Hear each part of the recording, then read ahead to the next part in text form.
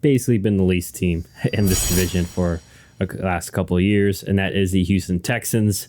Last year, they went 3-13-1, let go of head coach Lovie Smith after 1 year as head coach, quarterback Kyle Allen, wide receiver Philip Dorsett, and tight ends Jordan Akins and O.J. Howard. They did bring in head coach DeMeco Ryans, DC, or defensive coordinator of the San Francisco 49ers last year. Brought in quarterback Case Keenum, running back Devin Singletary, wide receiver Robert Woods, tight end Dalton Schultz from your Cowboys, and tackle Greg Little. And then on the defensive side of the ball, they also brought in Sheldon Rankins, Chase Winovich, edge rusher, linebackers Corey Littleton and Denzel Perryman, cornerback Shaquille Griffin, and safety Jimmy Ward. And then draft-wise, obviously at pick 2, they went with quarterback C.J. Stroud out of Ohio State. And they did trade back into the first round for pick 3. They had, I forget their original pick. It was like in the teens, if I remember correctly. Like 11 or 12. 12, yeah. They traded up with the Cardinals to get for the third pick, grabbed Will Anderson Jr. out of Alabama, the edge rusher. And then in the second round, grabbed center Juice Scruggs from Penn State, round 2, pick 62. So obviously, Texans team is still in a rebuild per se. But what are your thoughts on what they're building? Well, first off, I really hope they don't fire DeMeco Ryans after 1 year. And I only say that because the last 2 coaches they hired, they did that. I think he absolutely deserves more than 1 year. I think both those last 2 coaches deserve more than 1 year, even though I didn't like either hiring in the first place. And I actually do like the DeMeco Ryans hiring. Just had to get that out there. I just hope they give him more than a year because I don't expect the Texans to be making the playoffs. And if they have a bad season, like, come on, let's not just fire him and immediately think the coach has to fix it in 1 season. That said, I kind of like their offseason. I don't know. I think the the Texans have when they're strong at a position group, they're very strong. I'm talking about the offensive line mainly. Laramie Tunsil's a stud. Kenyon Green was someone that both of us were very high on last year. He's at left guard. Shaq Mason's a great right guard. Titus Howard has proven to be a solid right tackle. And like you mentioned, they go out and add Juice Scruggs. I mean, that line could potentially be one of the best offensive lines in the league, just on paper. And I'm saying in terms of actual production, they could be. They were really good last year. And so they have a really good offensive line. Then you go to defense. I mean, that secondary is kind of loaded in terms of just names. Now, there's some guys that are going to have to take the next step, but Jimmy Ward is a really good safety who has familiarity with DeMeco Ryans in San Francisco. You know that I love Jalen Petrie from Baylor, and he had a really solid rookie season. There were certain moments where he wasn't the cleanest when it came to tackling, but I think that can get fixed, especially with DeMeco Ryans being the coach there now. And then in that secondary, they have Derek Stingley and Steven Nelson starting on the outside, and I think that Derek Stingley could potentially take a step this year. Didn't have the greatest of rookie years, but it also wasn't bad. It was just kind of mediocre. And so if he takes a step, that could be huge for them. But then behind him, they have Desmond King, who's going to be in the nickel, and Desmond King is still a really solid corner. Then you have Shaquille Griffin as one of your backups, and he is still somewhat decent. You got Cameron Dantzler. They're just very deep in that secondary right now. So I like the secondary. I like some of the stuff they got going on the defensive line, although I didn't really love the addition of Will Anderson, not because of the player, but the fact that they had to give up their next year's first-round pick to get him, as well as that 12th overall pick. It felt like a pretty crazy overpay, but you have Will Anderson Jr., then Malik Collins and Sheldon Rankins and Jonathan Greenwood as your starting defensive line. And then right behind him, though, you got some pretty good names in terms of Jerry Hughes. He had a solid season last year. Chase Winovich, he's been pretty solid as one of those rotational pieces on a couple different lines. So I don't know. I just feel like, although I don't expect them to blow anybody out of the water, I do think that this Texans team is a little underrated right now. Even in some of the offensive weapon pieces, like Dalton Schultz was always very good for the Cowboys. If Robert Woods can stay healthy this year, he could be a solid impact player. You never know with Dameon Pierce or Nico Collins taking the next step. I could see a world where the Texans actually are better than the Colts next year, and maybe they're like a 7-win team or something like that. Now, I could also see a world where they're still really bad because, the weapons, although they're decent. You don't have any really A or B tier guys. It's just like C's across the board, assuming that like Noah Brown or John Mechie or Nico Collins don't like blow up this year. So I don't know. I think that they have a lot of good young pieces, and I'm excited to see what they do moving forward. The only thing, just because, like I said, I don't think they make the playoffs, and there's still a possibility they could be like a 3, 4, 5 win team. I didn't love the trading of that first round pick, but who knows? Maybe Will Anderson is the real deal, and they come out and surprise some people. Yeah, I'm with you. I'm in agreement. I wasn't a huge fan of that because it's a lot to give. I know Lavington's good, but you're basically banking on being your edge rusher, premier edge rusher going forward. Unless one comes on the market, maybe their plan is they'll throw that person the money, but you never know. Like that's also, it's hard to project free agency and even who's just gonna be available. If it's not a quarterback, because quarterbacks, you got to pay what you got to pay, right? You're going to go up and get like a Trevor Lawrence or a Bryce Young or whoever. You're going to pay what you're going to pay.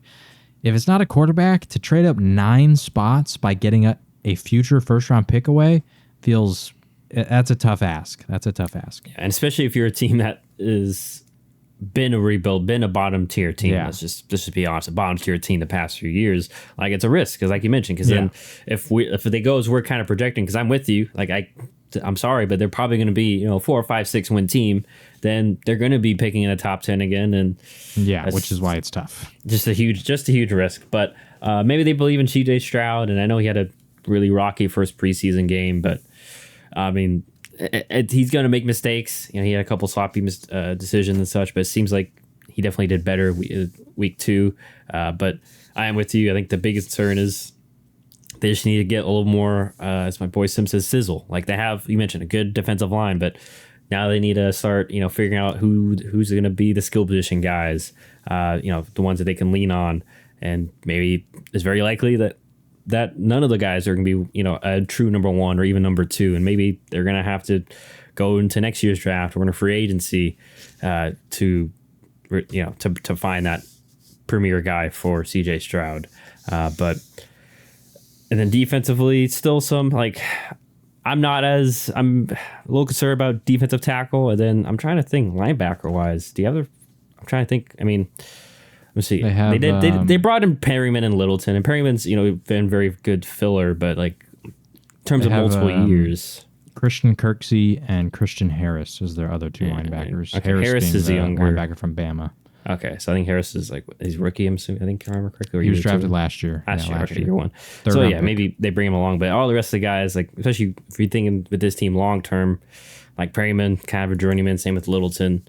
So yes, they'll fill in now, but I just personally don't see the timeline. But hey, maybe too with D'Amico Ryans, they're trying to start establish a winning culture. So hey, even if they go 6-10 this year and lose those 2 linebackers, just building success, is probably in their plans. And I'm with you. Hopefully they actually give D'Amico a chance here. It's because the other 2 guys, like even Culley, I was more definitely like, why didn't they give him more time? Makes no sense. And Lovey, because of what happened to Culley the year before, I wasn't too shocked, especially since he apparently, Lovie Smith didn't quote unquote tank the last game that made them the number 2 pick as opposed to number 1. But nonetheless, go ahead. I was just going to add though, you said maybe they were a 6-win team. I think we could agree though, a 6-win season, that's progress. That's yes. A successful season for the Texans. Like if they got 6 wins, I would come out of that season saying that was a good season for the Texans because they've been bad. They've been bad ever since the Deshaun Watson stuff happened. They just have, even that last year that Deshaun Watson played, they won 4 games with Deshaun Watson. That was the literal best season he's ever had. He was a top 5 quarterback that year. Obviously, the year before the allegations come out. And so they just have not been good for a while. If they could win 6 games this year, I think that's a very successful season for D'Amico Ryans. Yeah, and that's not even counting the fact of, hey, maybe CJ Stroud at least has a solid season. It shows that, hey, he can at least be the franchise guy. But they do have the good building blocks in place, good O-line, good run game. Fits very much probably with how D'Amico Ryans at least wants to start off this regime with, which is probably some hard-nosed defense, running the ball, and hey, maybe CJ makes a couple extra plays, and like we mentioned before, wins a couple of those 1-score games down the line. But nonetheless, I mean, as they say, when you're rock bottom, the only place you can go is up. So maybe that's the Texans' mentality, as they have been rock bottom, and not just this division, but pretty much of the AFC the past few years, and will likely be in that area at the end of this year. But who knows? Maybe we've been wrong before. But that is the AFC South for the both of us. Before we move on, I do just want to add, because I ranted about them trading their first round pick. They do still have the Browns' first round pick. Just for anyone who doesn't know that. I think it would have been preferable for them to trade that one, but like you assume that one would be later since the Browns are more in their window now. But hey, maybe they're cooking something we don't. Maybe they're like, hey, the Browns. They looked at the Browns and like, hey, maybe the Browns are going to be worse than us. I don't know. Right. And who knows? I mean, the AFC is so stacked, so you never know. But I will just say, like, it's not all hope is lost. Like, they invested all their future right now. It's like, no, they still do have a first round pick next year, so we could see them maybe address some of these other positions, like wide receiver. Maybe that's where they receiver, linebacker, or something like that. And hey, I will add, maybe I'm not sure if they did this on purpose, but maybe because they included theirs, it puts the expectation, it removes the expectation of, or the thought process of tanking it all. True. That should already be one. But like, hey, like, we don't have our pick, so success is paramount at this point. Like, we're not jockeying for draft position come December, but it would be kind of two-faced of them, especially if they did let go of Lovey for because everyone assumes they let go of Lovey for that reason too. Yeah. But anyway, we'll have to see. I will add too, at least on next year's first round pick, even if the Browns have like a somewhat like around 500 record and they're picking in like the mid-teens. I mean, at least the positions that we're talking about right now that are kind of worrisome, linebacker, receiver, all these things, you can get a stud there in the first round. Like, this is, so at least, with Will Anderson, maybe that was the play, is they were like, who knows what our pick next year is? We want to get a premier defensive end because we know that those typically go in the top 5, and the other positions that are a little weaker, we can address in the middle of the first round next year. I don't know. Maybe that's how they thought about it, and who knows? Maybe it works out. Yeah, sorry. And to be fair, it's to add on. I mean, Ryans came from San Francisco. They got Fred Warner in the second round, and we all know how great he is. And why am I blanking on their other linebacker? But they have a really good duo there. Both those guys weren't premier picks. Why am I blanking on the other linebacker for San Francisco, starting one? Is it Greenlaw? Dre Greenlaw? Dre Greenlaw? Green. I'm pretty sure, yeah. Yeah, Dre Greenlaw. I had to Google it because I couldn't think of it. I forget, and I'm so sorry to Drake because he had a really good year last year. So like, like as I was saying, so maybe that's one of those things we mentioned, like with the Titans and just Pittsburgh with their wide receivers. Just one of those things where maybe Ryans feels like he has an eye for some of these guys later in the draft, so they're comfortable getting them later. And like you mentioned, maybe Christian Harris they feel can develop into that person. But nonetheless, that is the Houston Texans. We'll see how they progress this year, and that is the AFC South.